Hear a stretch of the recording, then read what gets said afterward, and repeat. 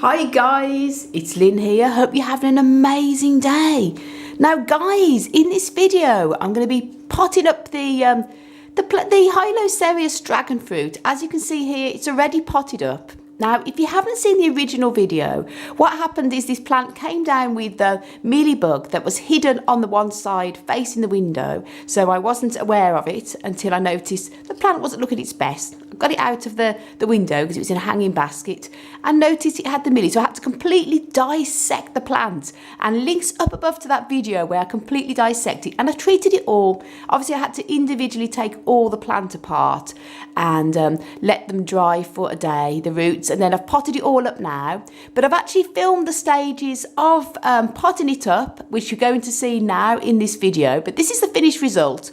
I actually did an intro before I actually potted it all up, but for some reason it never came out. So this is an intro now after it's been done, but I'm going to show you the parts of me potting up these little individual dragon fruits back into the hanging basket. As you can see, it looks really good. It's going to go back into the window again in the plant room. It's looking as good as anything. And then the other ones, I've got some cuttings I had to treat as cuttings because the roots weren't the best from the mealybugs, and I'm going to be potting them up probably in a week's time. So stay tuned for future video on potting up the cuttings. But this is the rooted seedlings, and so far so good. So enjoy the video, guys, and hope you learned something from it, should this ever happen to you, or your plant I should say.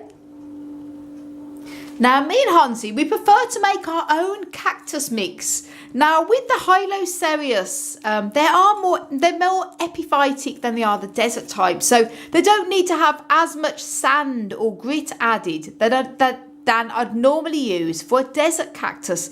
So in this case, I've just used a mix of 50% perlite and 50% loam-based compost. And when I say loam-based, the reason why I prefer to use loam than the peat-based compost is because I find peat-based compost, it dries out too fast, and then when you go to water the plant, it just goes straight out the bottom of the pot again. And also the fact that it attracts them awful flies, them fungus gnats, and it's such a pest. Since we switched to using loam-based compost, we don't have a problem with them fungus gnats. Now, in the summer, we use some of the normal sort of peat-based compost and some of our normal house plants, and they are all the ones that came down with fungus gnats. So by using the loam-based, in this case, I'm using a loam-based compost made with a John Innes ingredient. Now, there's a few different brands of compost that use John Innes. This case, we're using John Innes number 2, and it's one we actually got from a garden centre called Home Base. But you can get many different brands that use a John Innes. This is, I can't remember if it's Arthur Burroughs or something soil. But I know it's very hard. A lot of people in the States and other parts of the world can't get John Innes compost. But any type of loam-based is what we like to use on our cacti and succulents and our houseplants in general. I just find it prevents them horrible fungus gnats, and also the fact that it's more environmentally friendly as well. And it has added sand to it. It's a great mix. And as in this case, we just added extra perlite. If I was potting up a desert type of cacti, the ones that like to be kept dry and grow in the deserts, I would use extra sand and sometimes extra grit as well as extra perlite. But because the Hylocereus, the dragonfruit cacti are more epiphytic in nature, they like a bit more of a richer soil. They don't need to be kept bone dry all the time. So in this case, the extra perlite just gives it a bit of variation, and the John Innes already has extra sand added. So this should be good. And giving it all a good mix about to put into the pot. Now, what I'm going to be doing here is gently placing, as you can see, they've got great roots. So I'm gently placing them just sort of like plenty of space apart here. And as I say, although they are epiphytes, they don't like to be kept bone dry.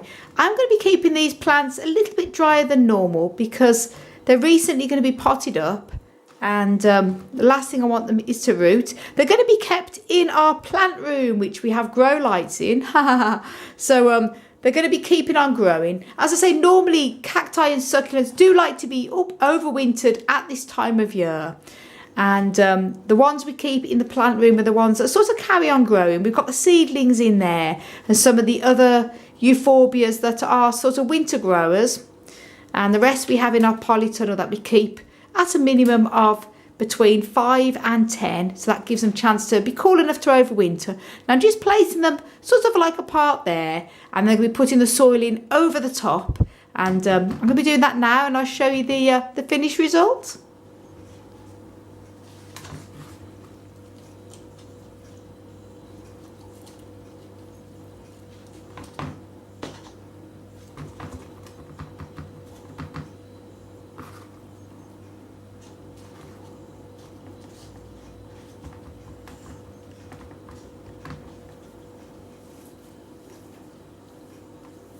Doing now is putting some soil all in between the individual little plants and then gently pressing it all down in there so they're all tucked in nice and neat. And that's the one side done there. Now that's the plant all potted up here with all the individual little dragon fruits seedlings all potted up, and I'm just gently tucking it in now, lightly, just so that they're all not going to fall out. And what I'm going to be doing now is keeping this plant fairly dry for the next couple of weeks. And then I'm going to be treating it with a little bit of, spraying it with a little bit of rainwater. But obviously because it's been through, obviously the traumatic thing with the mealybugs, the roots are going to need to be settled down a little bit in the new pot. And as you can see, I've managed to save probably 80% of the original plant, which is really good news.